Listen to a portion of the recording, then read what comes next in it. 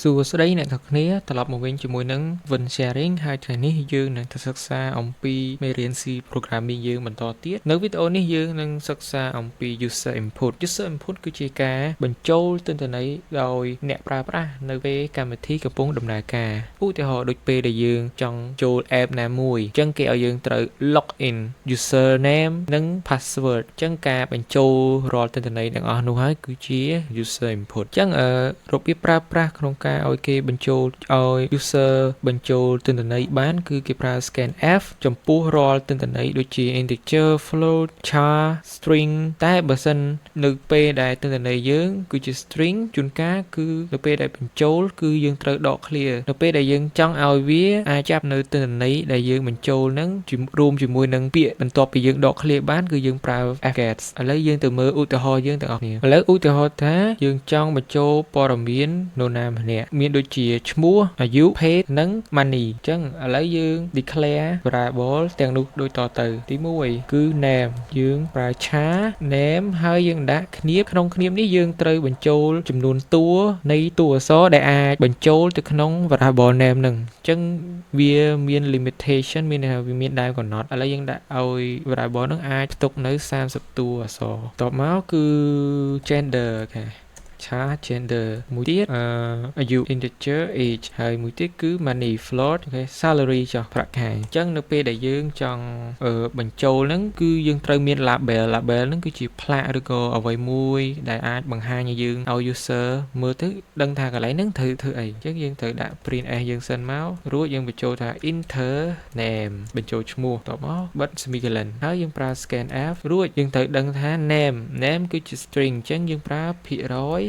s នឹងមានន័យថា string ដែលអាចបញ្ចូលទិន្នន័យ string ចូលទៅកន្លែង line នឹងបានអូខេយើងដាក់ comma and name បន្ទាប់មកគឺយើងត្រូវប្រើ enter gender អូខេហ្នឹងគ្រាន់តែជាផ្លាកឲ្យអ្នកដែលប្រើប្រាស់កម្មវិធីយើងគេមើលទៅយល់ថាកន្លែងហ្នឹងត្រូវធ្វើអី scanf របស់យើងភាគរយ c and then variable ដែលយើងចង់បញ្ចូលទិន្នន័យនឹងចូលទៅគឺ gender ហើយយើងត្រូវកន្លែងនេះយើងត្រូវដក clear មួយដើម្បីនៅព្រោះវានៅពីក្រោយ string កុំឲ្យវាមានការ error ណាមួយកើតឡើងដូចជាវា clear buffer វាចាប់មកវាជាប់ទាំង buffer នៅក្រោយទៀតយើងប្រើដល់អាយុម្ដង print enter age តោះមកយើងប្រើ scanf នេះជាភាគរយd age នៅពេលដែលយើង scan អ្វីទិន្នន័យក្រៅពី string យើងត្រូវដាក់ថាយើងត្រូវដាក់សញ្ញា address នៅពីមុខសម្រាប់រាល់ទិន្នន័យដូចជា age float gender ជាដើមតែចំពោះ string តែមួយគឺអត់ប្រើប្រាស់ទេព្រោះ string គឺវាប្រើប្រាស់បែប array នៅក្នុងឆាហ្នឹងអញ្ចឹងវាមាន address វាស្រាប់ហើយតែចំពោះ gender age ដែលជា integer ឯឆាហ្នឹងដើម្បីបញ្ចូលវាបានគឺវាត្រូវរក address មានន័យរកទីតាំងរបស់វាអញ្ចឹងយើងត្រូវដាក់ address នៅមុខហ្នឹងបន្ទាប់មកគឺ print enter salary then ឲ្យវាបញ្ចូល scanf ភាគរយ f float ដាក់ address មក then salary ហើយយើងនៅពេលបញ្ចូលយើងចង់ឲ្យវាបង្ហាញនៅទិន្នន័យយើងវិញអញ្ចឹងយើងធ្វើដូចរាល់ដងការយើងសិក្សានៅវីដេអូមុនយើងប្រើគ្រាន់តែ print s ហើយដាក់ variable វាមកនេះក៏ខ្ញុំធ្វើ style ឲ្យស្អាតអញ្ចឹងទៅតោះមកយើងដាក់ឲ្យវាចុះបន្ទាត់កុំឲ្យវាតគ្នាទៀតពីនេះមកយើងចង់បង្ហាញអំពី name ជាឈ្មោះស្មើតោះមកយើងដាក់ភាគរយព្រោះវាជា string name មួយទៀតគឺ gender ដាក់ភាគរយ c គឺមានន័យថាជាឆា gender ទៀតគឺ age ដាក់ភាគរយថា d ឬក៏ភាគរយ i ក៏បានព្រោះវាតំណាងឲ្យភាគច្រើនគេប្រើភាគរយ d ព្រោះវាជា integer យើងដាក់ភាគរយ d ព្រោះវាជា integer ហើយយើងដាក់ variable age printf មួយទៀតគឺ salary ភាគរយ f តែកន្លែងនេះយើងចង់ឲ្យបង្ហាញទិន្នន័យមកគឺឲ្យវាមានតម្លៃក្រោយក្បៀសតែ2ខ្ទង់យើងប្រើចុច2មកតំណាងឲ្យក្រោយក្បៀស2ខ្ទង់តោះឥឡូវយើងទៅ run មើលតោះ enter name បញ្ចូលឈ្មោះអូខេអ្នកដាក់ថា Kim gender គេ f ស្រីអាយុ12 salary អូខេ$100អញ្ចឹងយើងឃើញថា name អូខេយើងបានចុះបន្ទាត់ចាំយើងកែតម្រូវវិញ name Kim gender f age 12និង salary 100ចាំយើងកែតម្រូវឲ្យវាស្អាតជាងមុនអូខេកន្លែងនេះយើងអាចដាក់ដុល្លារមកមើលមកវា clean កន្លែងនេះយើងប្រើ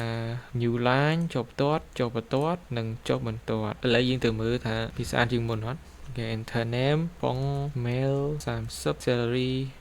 490លឹបឥឡូវយើងឃើញហើយឈ្មោះ Phong gender male អាយុ30និង salary $9,900 ចុះឥឡូវបើយើងចង់ទៅសេឈ្មោះមានទាំង first name ទាំង last name តើយើងអាចបញ្ចូលបានឥឡូវយើងដាក់ Lee Phong នេះយើងឃើញហើយវាមានភាព error ព្រោះថាវាចាប់បានតែតម្លៃដែលមិនទាន់ដក clear អញ្ចឹងនៅសល់ប្រហែលគឺវាធ្វើឲ្យ error នៅខាងក្រោមទាំងអស់ឥឡូវដើម្បីបញ្ចូលឈ្មោះដែលអាចដក clear បានគឺយើងប្រើ fget stop មកគឺយើងដាក់ឈ្មោះ variable យើងគឺ variable យើងគឺ name ហើយយើងទៅសេ size of variable នឹងមានន័យថាទំហំនៃ variable របស់យើង size of គឺ